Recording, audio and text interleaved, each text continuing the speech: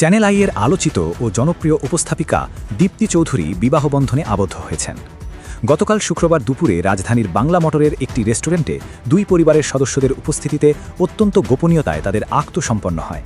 কিন্তু প্রশ্ন হল, নিজের বয়সের চেয়ে প্রায় দ্বিগুণ বড় অর্থাৎ ৫০ বছরের এক পাত্রকে কেন বিয়ে করলেন দীপ্তি চৌধুরী? তবে কি কোনো গোপন সম্পর্কের টান, নাকি এর পেছনে রয়েছে অন্য কোনো সমীকরণ? আজ আমরা নেটিজেনদের তুমুল চর্চায় থাকা এই বিয়ের ভেতরের আসল সত্যটি বিশ্লেষণ করব। দীপ্তির বরের নাম মুশতাক ইবনে আইয়ুব, যিনি শিক্ষাগত যোগ্যতায় অত্যন্ত উচ্চমানের একজন মানুষ। তিনি যুক্তরাজ্যের বিশ্বখ্যাত অক্সফোর্ড বিশ্ববিদ্যালয় থেকে অঙ্কোলজি অর্থাৎ ক্যান্সার গবেষণা বিষয়ে পিএইচডি সম্পন্ন করেছেন এবং বর্তমানে ঢাকা বিশ্ববিদ্যালয়ের জেনেটিক ইঞ্জিনিয়ারিং অ্যান্ড বায়োটেকনোলজি বিভাগে অ্যাসোসিয়েট প্রফেসর হিসেবে কর্মরত।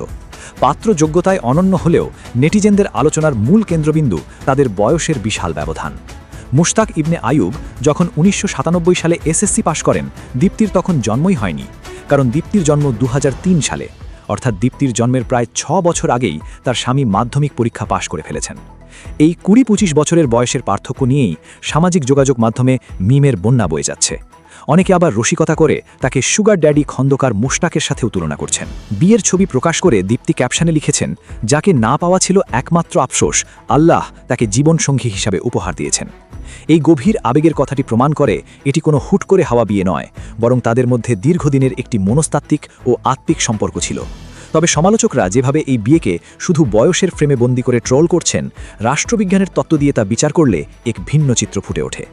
রাষ্ট্রবিজ্ঞানের তাত্ত্বিক পরিভাষায় একে বলা যায় pluralistic toleration and individual autonomy, অর্থাৎ বহুত্ববাদী সহনশীলতা ও ব্যক্তিগত স্বাধীনতার অধিকার, যাকে সহজ বাংলায় বলা যায় সমাজের চাপিয়ে দেওয়া সনাতন নিয়ম ভেঙে সম্পূর্ণ নিজস্ব পছন্দে নিজের জীবনসঙ্গী বেছে নেওয়ার এক স্বাধীন অধিকার। ২০২৪ সালের জুলাই আন্দোলনে সাবেক বিচারপতি AHM শামসুদ্দিন চৌধুরীর অশোভন আচরণের মুখে দীপ্তি চৌধুরী যেভাবে অনড় থেকে বলিষ্ঠ প্রতিবাদ করেছিলেন, তা কোটি বাংলাদেশির হৃদয়ে ছুঁয়ে গিয়েছিল। সেই সাহসী উপস্থাপিকা তার ব্যক্তিগত জীবনের সিদ্ধান্তেও যে চরম সাহসী ও আপোষহীন হবেন, সেটাই স্বাভাবিক। অথচ সোশ্যাল মিডিয়ার একদল মানুষ এই বিয়ে নিয়ে কুৎসিত প্রোপাগান্ডা ছড়ানোর অপচেষ্টা চালাচ্ছে। নেটিজেনদের একাংশ আবার ছবি দেখে মন্তব্য করেছেন যে মুশতাক ইবনে আইয়ুবকে বয়সের তুলনায় বেশ তরুণ দেখায় এবং দীপ্তির সিদ্ধান্তের পেছনে কোনো জাগতিক লোভ নয়, বরং মেধা ও মননের প্রতি গভীর শ্রদ্ধাবোধ কাজ করেছে। যারা দীপ্তির এই সাহসী ব্যক্তিগত সিদ্ধান্তকে পুঁজি করে সস্তা সাইবার বুলিংয়ের নোংরা খেলায় মেতে উঠেছিল, তাদের সেই অপপ্রচার আজ সচেতন সমাজ ও দীপ্তির ভক্তদের ভালোবাসার মুখে এক মারাত্মক বুমের্যাং হয়ে আছড়ে পড়েছে। দীপ্তির নিজের দেওয়া আবেগঘন পোস্টটি এবং তার পাশে বর মুশতাকের এই যোগ্য অবস্থানটি মূলত ট্রলকারীদের সমস্ত কুরুচিপূর্ণ মন্তব্যের কফিনে এক প্রকার শেষ পেরেক ঠুকে দিয়েছে। এটি যেন একাধারে সমাজের সংকীর্ণ মানসিকতার বিরুদ্ধে দীপ্তির এক নীরব দাবার খেলা, যেখানে মেধা আর ভালোবাসারই জয় হলো। রাষ্ট্রবিজ্ঞানের ভাষায় এই সামাজিক প্রতিক্রিয়াকে চিহ্নিত করা যায় এভাবে: sociological determinism and cultural resistance, অর্থাৎ সামাজিক নিয়তিবাদ এবং সাংস্কৃতিক প্রতিরোধ, যাকে সহজ বাংলায় বলা যায় সমাজের তৈরি করা অন্ধ সংস্কারের বিরুদ্ধে প্রগতিশীল চিন্তার এক নীরব মনস্তাত্ত্বিক লড়াই। দীপ্তি চৌধুরী কোনো সমালোচনার জবাব না দিয়ে কেবল সবার কাছে নতুন দাম্পত্য জীবনের জন্য দোয়া চেয়েছেন।